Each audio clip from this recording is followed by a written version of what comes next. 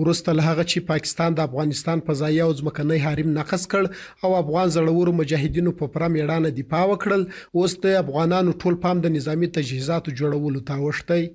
نن په زابل ولایت کې علمي نندارتون جوړ شوی چې پکې د ځوانانو خلاقیت او وړتیا نندارې ته وړاندې شوې، څو ثابته کړي که فرصت ورکړل شي دوی کولای شي هیواد له نظامي او علمي پلوه پر خپلو پښو ودروي.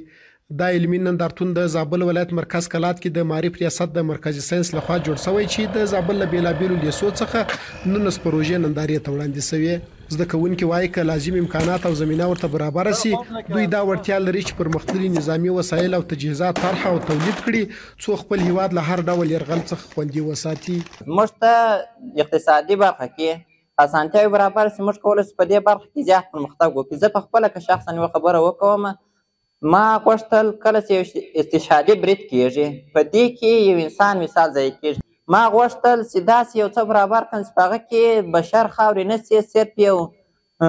څه چې مې جوړ کړي هغه خاورې شي، یو اسباب خاورې شي او استشهادي برید هم سرته ورسېږي. نو په دې کې تقریبا له ما څخه 15,000 افغانۍ یعنې له ما څخه اقتصادي بودیجه غوښته،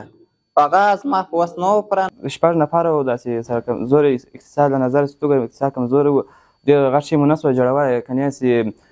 مالي ملاتړ مو درلوده، بیا خو کېدای شي چادر مو جوړ کړی، د اوسپنې مو جوړ کړی، څه غټ وزن پورته کړي، هم تر دې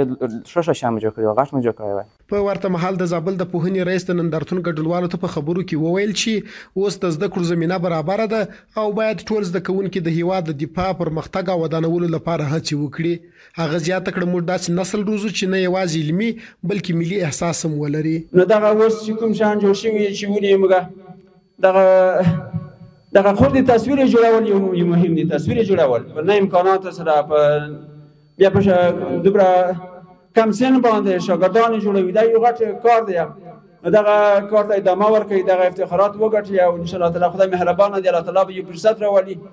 یو وخت به الله تعالی په لاس راکړي، امکانات په لاس راکړي، تل به دغه مشکلات نه وي. اوس خو نه وي، موږ د دغه جنګونو د بدبختۍ نه د راوتلي یو الحمدلله. د دنیا سره به سیالي کوو، د داسې شی به جوړوو چې دنیا کې موږ به جوړوو، داسې څه پیدا کوو چې دنیا نشي پیدا کولی موږ پیدا کوو. د یادونې وړ ده چې ورته علمي پروګرامونه د هیواد په نورو ولایتونو کې هم ترسره شوي چې د خلکو له تود هرکلي او ستاینې سره مخ شوي او دا ښیي چې افغان ځوان نسل د هیواد د راتلونکي لپاره مسؤلیت په خورا ښه ډول سره احساسوي.